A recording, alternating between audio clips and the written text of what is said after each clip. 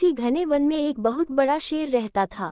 वह रोज शिकार पर निकलता और एक ही नहीं, दो नहीं, कई कई जानवरों का काम तमाम देता।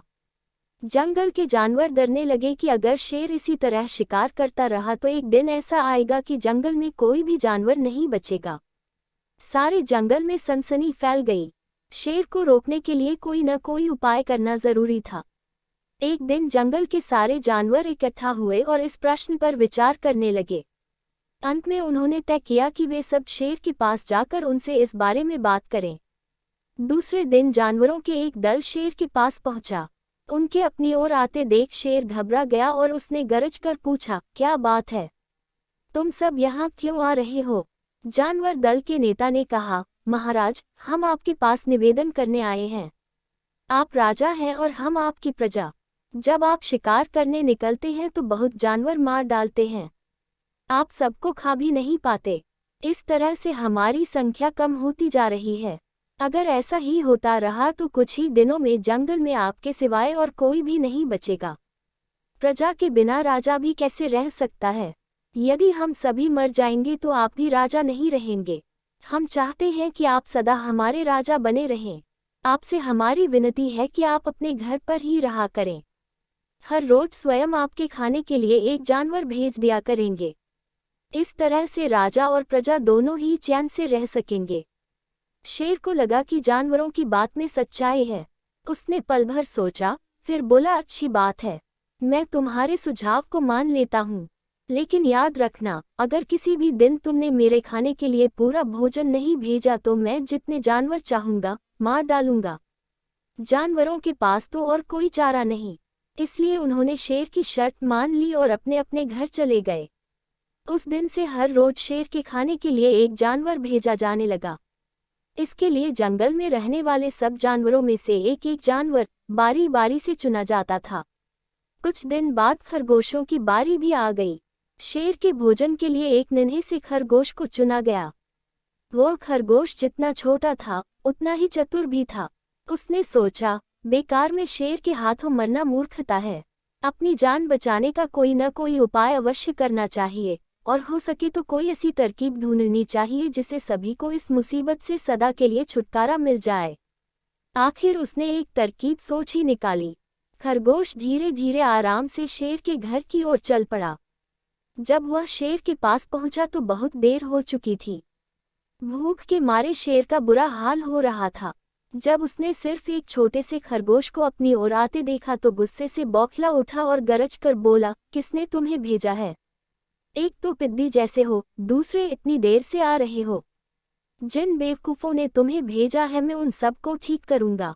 एक एक का काम तमाम न किया तो मेरा नाम भी शेर नहीं। नन्हे खरगोश ने आदर से जमीन तक झुककर, महाराज, अगर आप कृपा करके मेरी बात सुन लें तो मुझे या और जानवरों को दोष नहीं देंगे। वे तो जानते थे कि एक छोटा सा खरगोश आपके भोजन के लिए पूरा नहीं पड़ेगा, इसलिए उन्होंने 6 खरगोश भेजे थे। लेकिन रास्ते में हमें एक और शेर मिल गया। उसने 5 खरगोशों को मारकर खा लिया। ये सुनते ही शेर दहाड़ कर बोला, क्या कहा?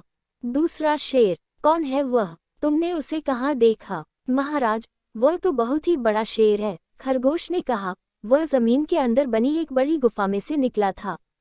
वह तो मुझे ही मारने जा रहा था, पर मैंने उससे कहा, सरकार, आपको पता नहीं कि आपने क्या अंधेर कर दिया है।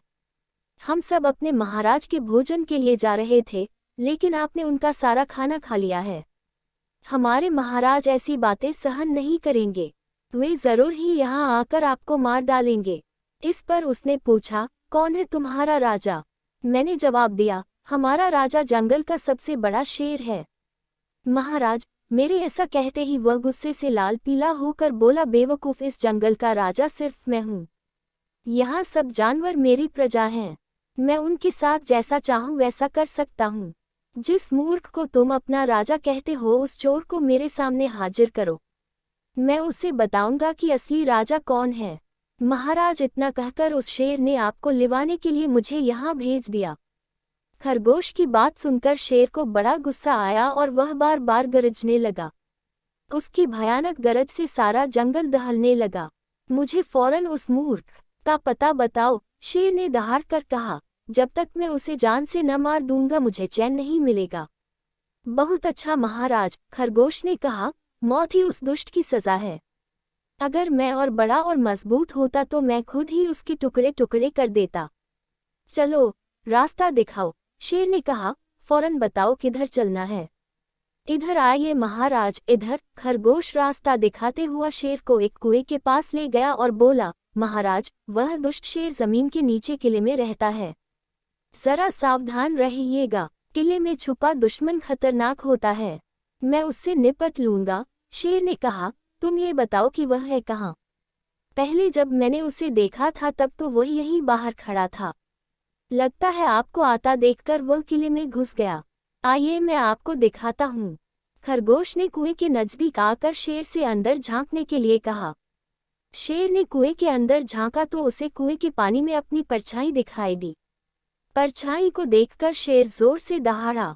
कुएं के अंदर से आती हुई अपने ही दहाड़ने की गूंज सुनकर उसने समझा कि दूसरा शेर भी दहाड़ रहा है। दुश्मन को तुरंत मार डालने के इरादे से वह फौरन कुएं में कूद पड़ा। कूदते ही पहले तो वह कुएं की दीवार से टकराया, फिर धड़ाम से पानी में गिरा और डूबकर मर गया। इस तरह चतुराई से शेर से छुट्टी पाकर नन्हा खरगोश घर लौटा। उसने जंगल के जानवरों को शेर के मारे जाने की कहानी सुनाई। दुश्मन के मारे जाने की खबर से सारे जंगल में खुशी फैल गई। जंगल के सभी जानवर खरगोश की जय जयकार करने लगे। सीख: घोर संकट की परिस्थितियों में भी हमें सूझबूझ और चतुराई से काम लेना चाहिए और आखिरी दम तक प्रयास करना चाहिए। सूझबूझ और चतुराई से काम लेकर हम भयंकर संकट से उबर सकते हैं और बड़े से बड़े शक्तिशाली शत्रु को भी पराजित कर सकते हैं।